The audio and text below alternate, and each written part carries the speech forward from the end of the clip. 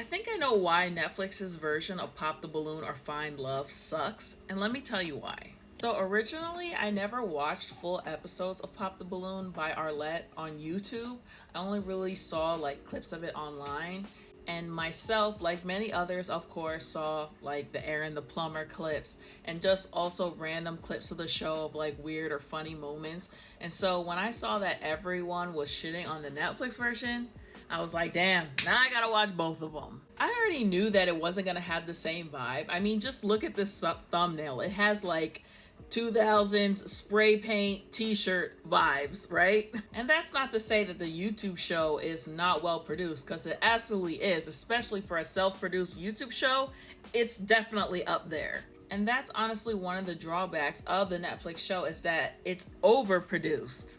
When I say overproduced, I mean like on a stage with lights, with, wardrobe and hair and makeup artistry and people cleaning up and just like multiple camera angles is just too much. It definitely made the show lose a bit of rawness and authenticity. Now, I think Yvonne Orji is a great host, and I think that for Netflix's version of this show, she is a good host. But I think that it's just the overall feeling of the vibe of the show is just off. Like it doesn't match at all. So you're definitely not going to see a crossover between people who really love the original YouTube show and the Netflix remake of it. And I don't know if YouTube does YouTube originals anymore, YouTube Red or anything. I haven't seen any of those series, but YouTube should have hopped on this show and helped her produce it. I just don't believe that any of the changes that they're going to make on the show over the next couple weeks are going to really make a difference. But I did have a look at the second episode, and it just is not, it's just not there. It's just not hitting. And I honestly think that I'm a good person to have an opinion on this, because I was not a habitual watcher of Pop the Balloon. I only saw clips. So I'm not basing my opinion after watching the show for months and months and then just being like unable to accept the change. But Arlette's demeanor and calm nature and quiet nature on the show, kind of letting the psychological experiment unfold without, providing too much commentary, too much quips and jokes and stuff like that. Like Yvonne, who is a comedian, so it makes sense that she would do that. But she just kind of lets things unfold, and people say crazy things and she doesn't comment on it, and she doesn't give them feedback, and she doesn't criticize their decision, which that I would say is one thing Yvonne should stop doing, like criticizing, making fun of their decisions. Even if they say something really stupid or really bad or offensive, she shouldn't comment on it. But I guess that's her show is not the same show, so I guess she's gonna do her on her show. The original YouTube show is very awkward, and it's very cringe, but in all the best ways. And the Netflix version is also very cringe, but the cringe level on the YouTube version and the cringe level on the Netflix version are two totally different types of cringe. The cringe on the original YouTube show is so delicious. Like, it's very quiet, it's very subtle. If people, it gets to a point where people get personal with each other. It's like, yeah, well, you wasn't really my type. And, oh yeah, well, okay, that's fine then. Like, I wasn't really checking for you either. But it's not like on the Netflix show where it's cringy reality TV stars, on the shows again and again, which we know they're not looking for any type of love. Reality stars just doing too much, I think Joey, whatever his name was on the first episode, coming out with the plant and then just insulting the women and just like, he's there for a show. He's there to just like turn things up. And I think that's why they put him first. We want to see our reality TV people. We'll go watch Bachelor in Paradise where they come back. We'll watch Love Island All Stars, okay? Or we'll watch those to watch our old reality stars come back. We're not watching this for that. Like, it's very obvious that the people are there to just harvest followers. So, and everyone knows that, so that kind of like takes away from it. He's a plumber, one of these ladies is probably a teacher or a data entry or some shit. Like, people who have real everyday lives. Like, even on the second episode when I saw Cinco up there, I was kind of like, why is he here?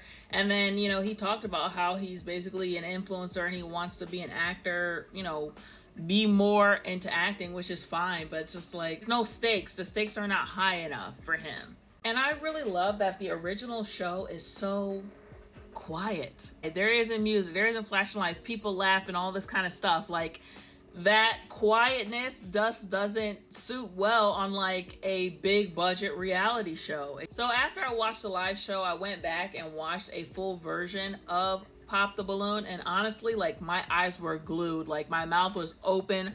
Don't get me wrong, the YouTube version is also cringe, but the level of cringe is like where it's not overwhelming. It is like almost like ASMR cringe, where it's like you can get and you're like, oh, this is awkward, but it's just like this. It's not like, oh, this is awkward, this is stupid, I gotta turn it off, I gotta trash it online. It's just not like that. It's just like a little, like, you know, like in a good way. Like, I don't know, I'm not the only person who actually does like cringe. It's just when it gets too much cringe and you start to get like secondhand embarrassment that turns into like anger and rage.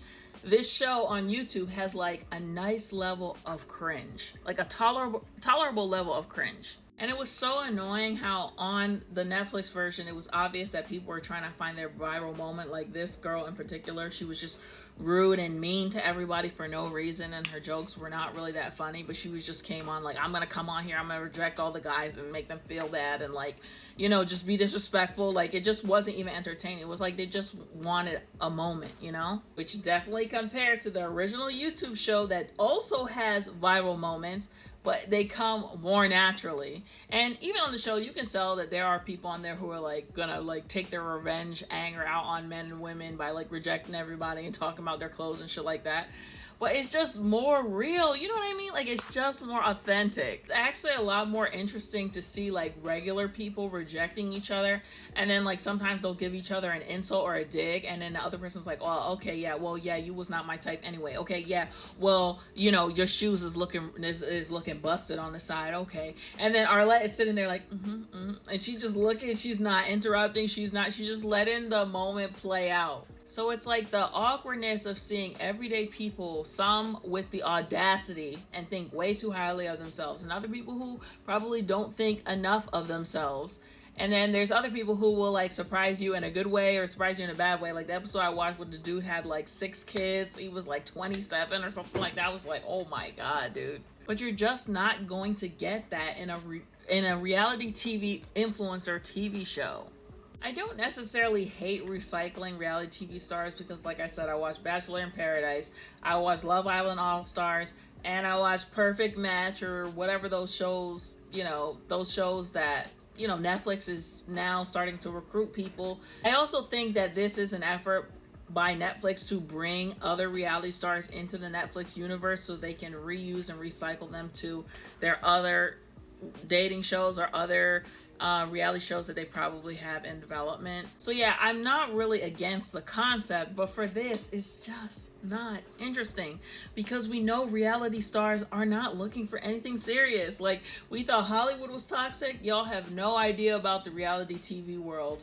That's a completely another video. I wouldn't be surprised though if Netflix did take all this feedback and try to do something different like next week and the coming weeks for the show. I don't really know how much that's gonna help them. But there's one thing I really want all content creators to take away from this. This should be an absolute inspiration for anyone who makes stuff on TikTok and on the other app, not only in the way that something that you do, something that you create could eventually turn into a big budget TV show in the same way shows like Awkward Black Girl on YouTube turned into The Insecure on HBO, or this show turned into Pop the Balloon on Netflix, or even Risa Tisa, her story, you know, getting 1 billion views, you know, now being turned into a series starring and produced by Natasha Rothwell, if I'm not mistaken. Obviously, these are great opportunities, and this could show you that your dreams really could come true and that, you know, something really big could actually come of it. But that's not the important thing I really want to drive home. What I really want to drive home is that understand that nobody can do what you can do. And just because, let's say, someone may have done your idea or someone may have stolen your idea or something like that, or like you see something done, you're like, I don't want to do it because someone else did it. This is a prime and perfect example how no one is you and no one can do what you can do. We can see here that Arlette created an amazing show that's wildly successful on YouTube and she hosted herself. And then Netflix, you know, a company that has millions upon millions of dollars, has access to all the great talent, which they use, like Yvonne Orji, all these reality TV stars. They got the lights, they got the stage, they got the studio, they got all the cameras, all the microphones, you know, they have the entire freaking crew, and it still was not you. It still was not Arlette, Pop the Balloon, or Find Love on YouTube. No, with all of that. So that being said, go out and create, because nobody can do what you can do better than you. Anyway, guys, let me know what you think about my theories about why this show doesn't work. And I also want to know your comments on what you think doesn't work about the Netflix show, and if you were a watcher of the original. Do you agree with me that I feel like the original show is a tolerable level of cringe, whereas the Netflix version is just like too much? It's just way too overproduced, way too much cringe, too much commentary, the background laughs, the lights, the hair and makeup art. It's just like, it's just too much. They just doing way too much. Do you think the format of this show works good for television? Let me know in the comments.